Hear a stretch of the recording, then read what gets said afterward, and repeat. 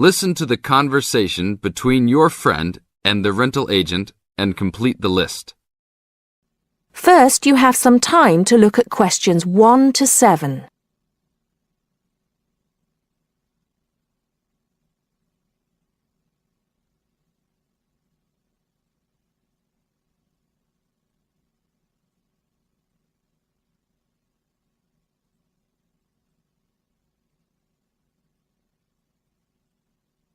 Now listen carefully and answer questions 1 to 7. Hi, we've been looking over your listing of apartments for rent and we have a few questions about a couple of the apartments. Can you help us? Sure. Yep, this is our most recent listing. What would you like to know? Well, we were first wondering about the house on 3rd Street. We can see that it is furnished and rents for $135 a week, but can you tell us how many bedrooms it has? Let's see. In addition to the den, it has 3 bedrooms.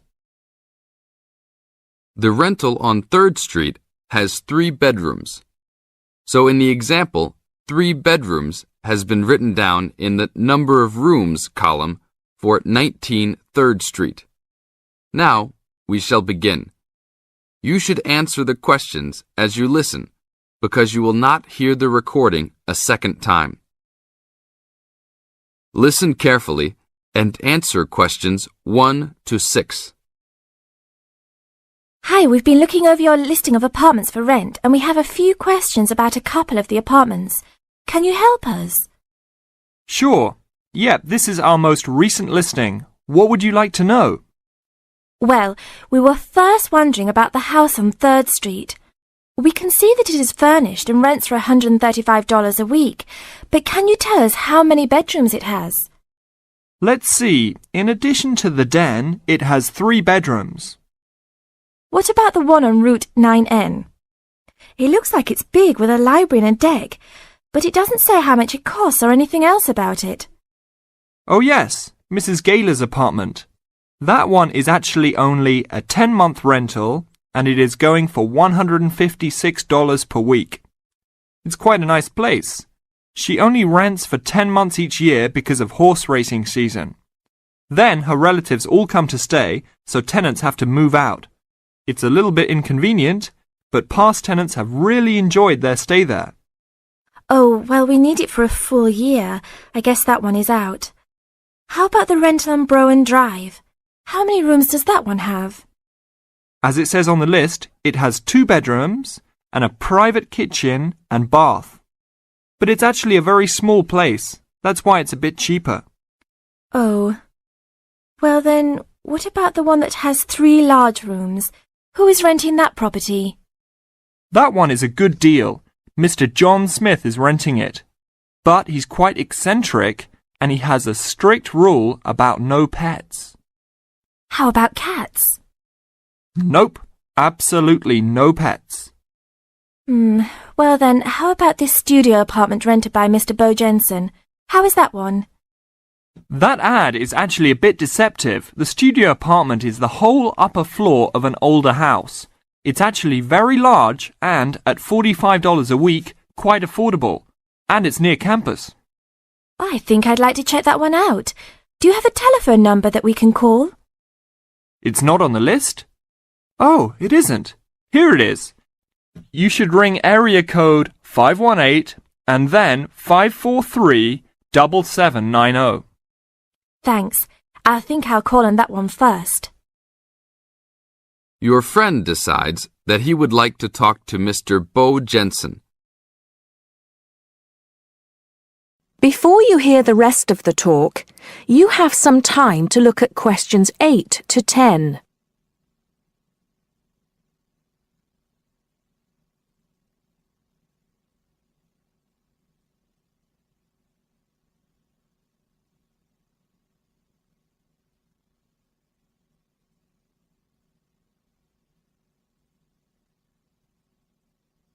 Now listen and answer questions 8 to 10.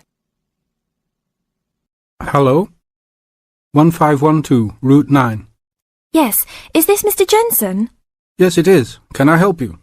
Yeah, we're studying here at university and we came across the rental information for the studio apartment that you are renting. Is it still available? Yes, of course.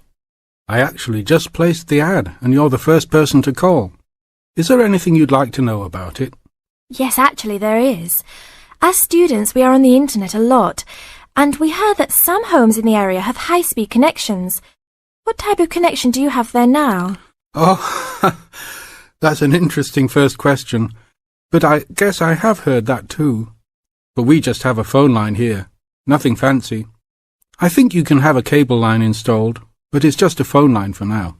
Okay, well maybe we can do that. What type of heating does the apartment have? Now there's a more traditional question. We have oil heat here. It's an older house. That tends to be a little more expensive during the winter, right?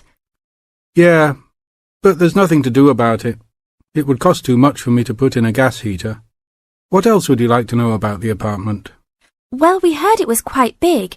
Is it furnished? Actually, yes. I should have put that in the ad.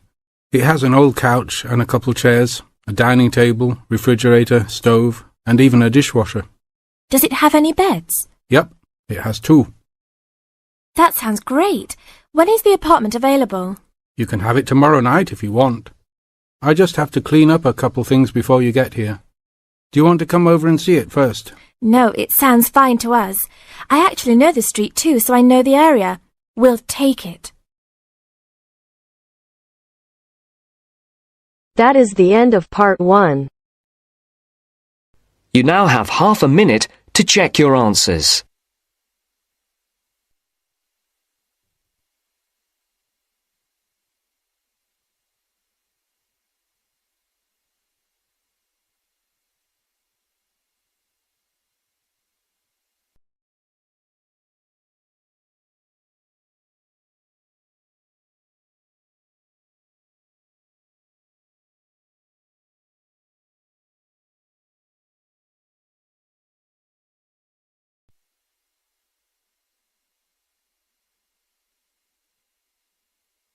Now turns to part 2. Part 2. Listen to the conversation between the woman and the man and answer the questions. First, you have some time to look at questions 11 to 17.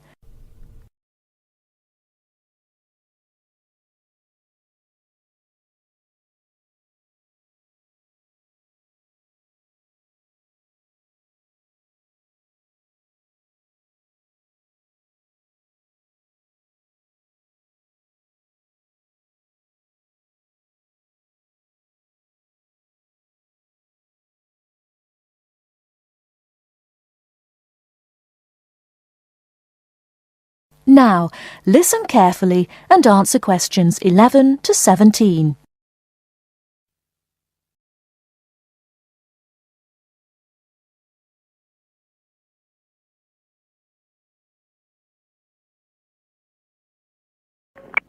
Hello, Paraglider's Paradise. How can I help you? Oh, hi. I'm interested in doing a course in paragliding. Which course are you interested in? Well, I'm not sure. What's available? Well, we've got the introductory course which lasts for 2 days. Okay. Or there's the 4-day beginner's course, which is what most people do first. I'd tend to recommend that one. And there's also the elementary pilot course, which takes 5 to 6 days depending on conditions. We might try the beginner's course. What sort of prices are we looking at? The introductory is $190. The beginner's course, which is probably what you'd be looking at, is $320. No, sorry, $330. It's just gone up. And the pilot course is $430. Right. And you also have to become a member of our club so that you're insured. That'll cost you $12 a day. Everyone has to take out insurance, you see. Does that cover me if I break a leg? No, I'm afraid not. It's only third party and covers you against damage to other people or their belongings, but not theft or injury. You would need to take out your own personal accident insurance. I see. And what's the best way to get to your place? By public transport, or could we come by bike? We're pretty keen cyclists. It's difficult by public transport, though there is a bus from Newcastle. Most people get here by car though, 'cause we're a little off the beaten track. But you could ride here, okay? I'll send you a map. Just let me take down a few details.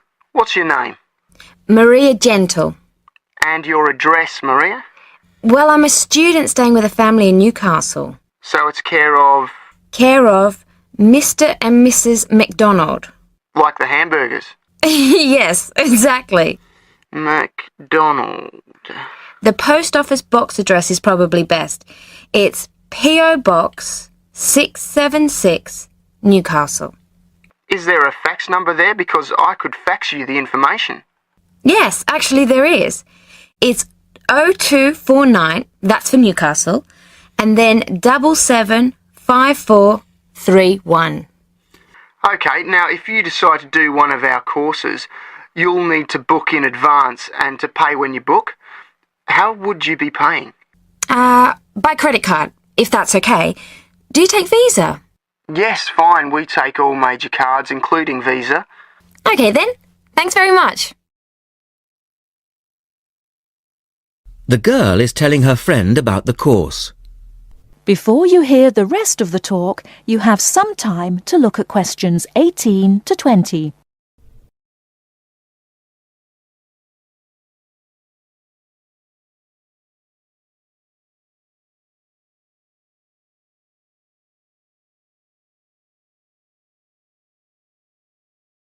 Now listen and answer questions 18 to 20. Hi, Pauline. Hi, Maria. What's that you're reading? Just some information from a paragliding school. It looks really good fun. Do you fancy a go at paragliding? Sure. Do you have to buy lots of equipment and stuff? Not really. The school provides the equipment, but we'd have to take a few things along. Such as? Well, it says here, clothes, wear stout boots, so no sneakers or sandals, I suppose, and clothes suitable for an active day in the hills. Preferably a long-sleeve t-shirt. That's probably in case you land in the stinging nettles. It also says we should bring a packed lunch. We do not recommend soft drinks or flasks of coffee. Water is really the best thing to drink. We need to bring suntan lotion and something to protect your head from the sun. Okay, that sounds reasonable. And where would we stay? Well, look, they seem to operate a campsite too, because it says here that it's only $10 a day to pitch a tent. That'd be fine, wouldn't it? And that way we'd save quite a bit, because even a cheap hotel would cost money. Or perhaps we could stay in a bed and breakfast nearby. It gives a couple of names here we could ring. I think I might prefer that. Hotels and youth hostels would all be miles away from the farm, and I don't fancy a caravan. No, I agree. But let's take a tent and pray for good weather. Okay, let's do it. What about next weekend? No, I can't. I'm going on a geography field trip. And then it's the weekend before the exams, and I really do need to study. Okay then, let's make it the one after the exams. Fine, we'll need a break by then. Can you ring and let me know if you can find out some... That is the end of part 2. You now have half a minute to check your answers.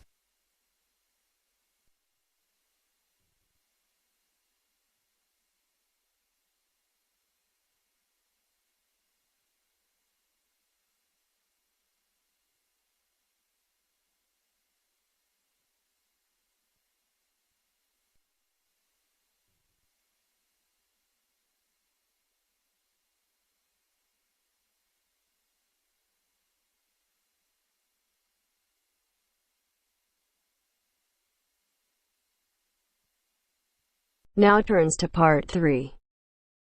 Part 3. You will hear a business studies student called Sam talking to his tutor about an IT project he is going to do for a local company called Turner's. First, you have some time to look at questions 21 to 26.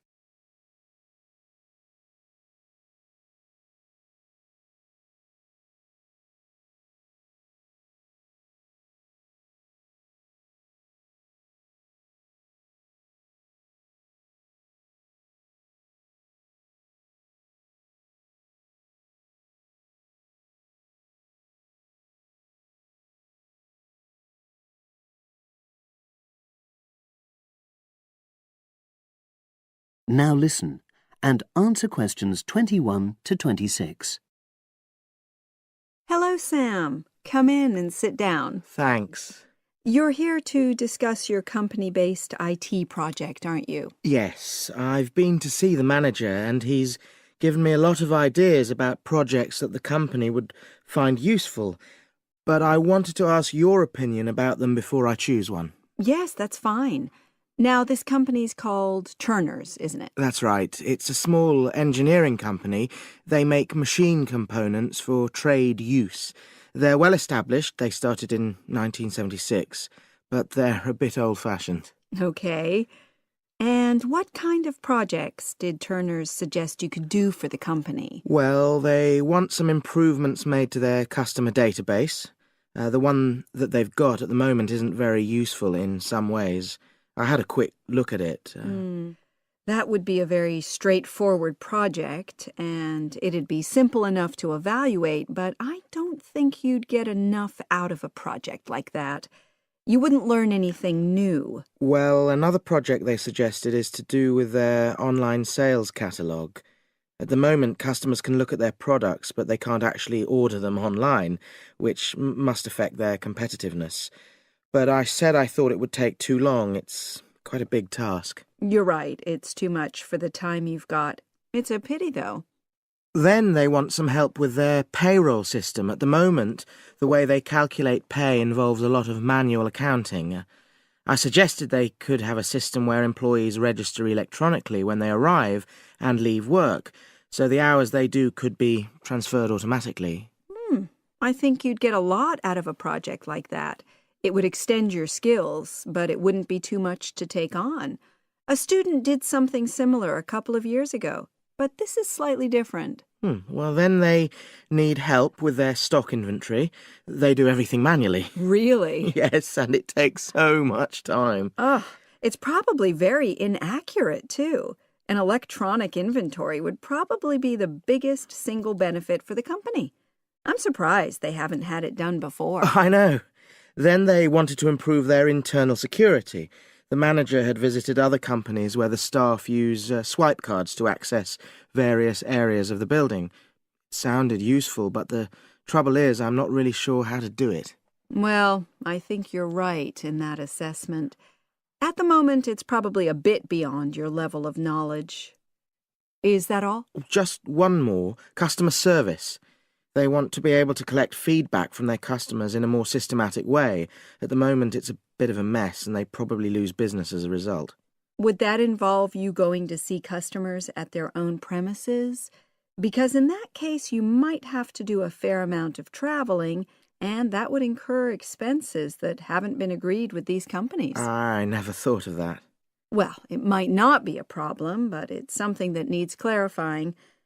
Well, I hope that's been helpful in narrowing down the options. Yes, it has, thanks. I'll be able to make a decision now. But while I'm here, can I talk to you about coursework? Sure. Now you have some time to look at questions 27 to 30.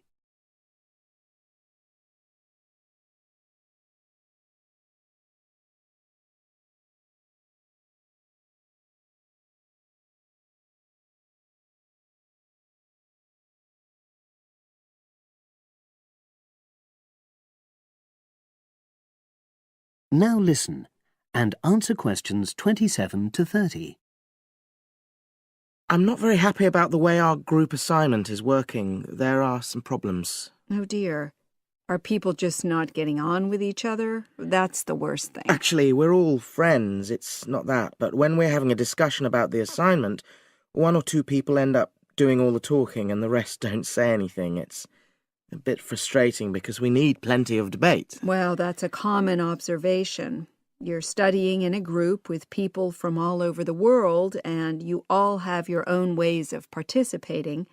In some places, students are more used to listening than talking, and vice versa. I suppose you're right. I'll try to remember that.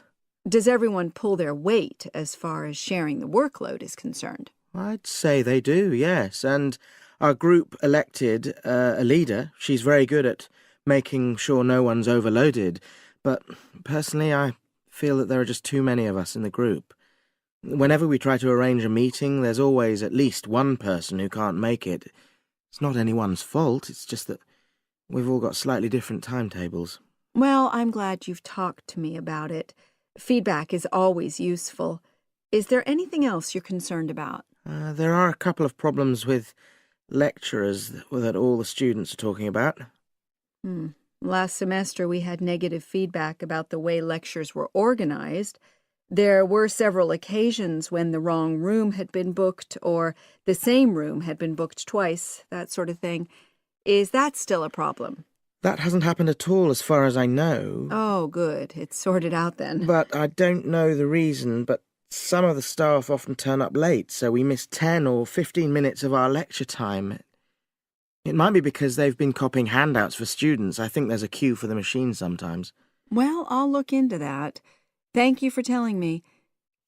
Anything else? The other thing is that it can be very difficult to get to see a lecturer individually. They're all very supportive and friendly when you do manage to find them, but often they're not in their office, even at times when they're meant to be available for consultation. Okay, that's helpful. Now, before you leave, That is the end of part 3. You now have half a minute to check your answers.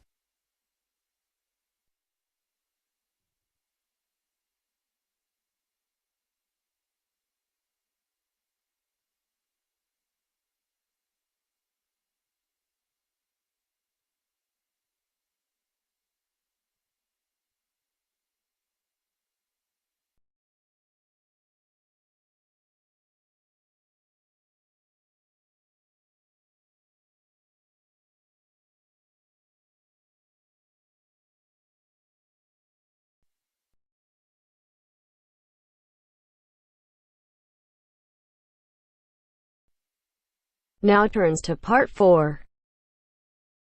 Part 4. In this section, you'll hear an interview on IQ tests. First, you have some time to look at questions 31 to 40.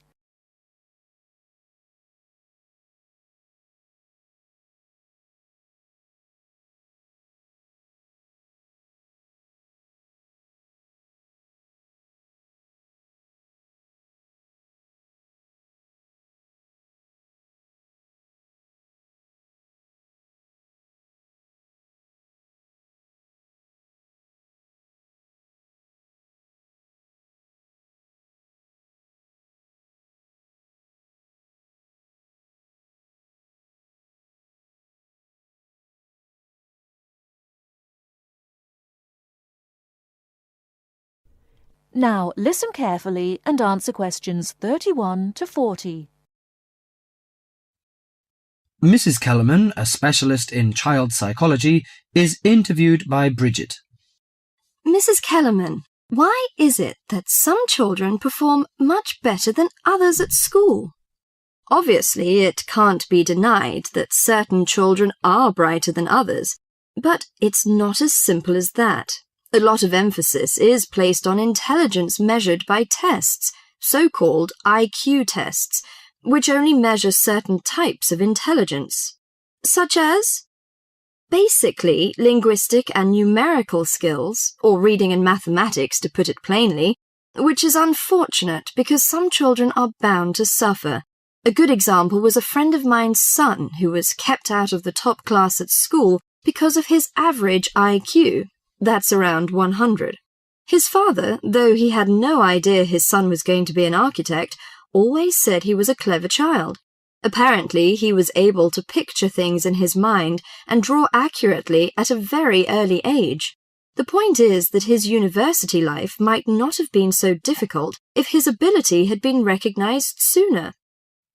What you're saying, then, is that some children have abilities that are not easy to measure, that aren't appreciated by many schools.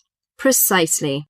And if these schools are not spotted sufficiently early, they cannot be developed. That's why, in my view, there are so many unhappy adults in the world. They are not doing the things they are best at. What are those other kinds of intelligence? How can we recognize them in our children? Well, take musical talent.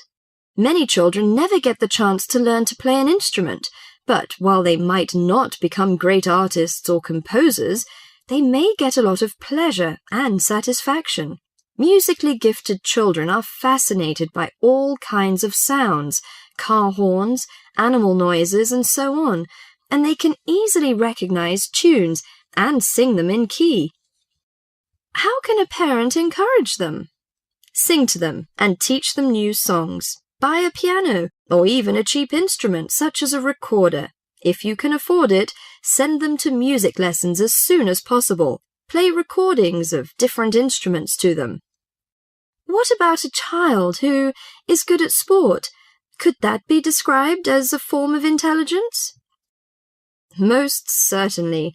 We psychologists call it motor or bodily intelligence. These children move gracefully and handle objects skillfully. A child who finds it easy to take things apart and use various tools may well become an engineer with the right encouragement. We should give them models to make and take them to science museums. However, unless these children are also good with words and numbers, they will probably not do well in school examinations. Is there anything a parent can do to help in this case? Yes, it may be worth spending money on private lessons, but, hardly anyone is good at everything. In my opinion, a child should be judged on his individual talents. After all, being happy in life is putting your skills to good use, no matter what they are. That is the end of part 4.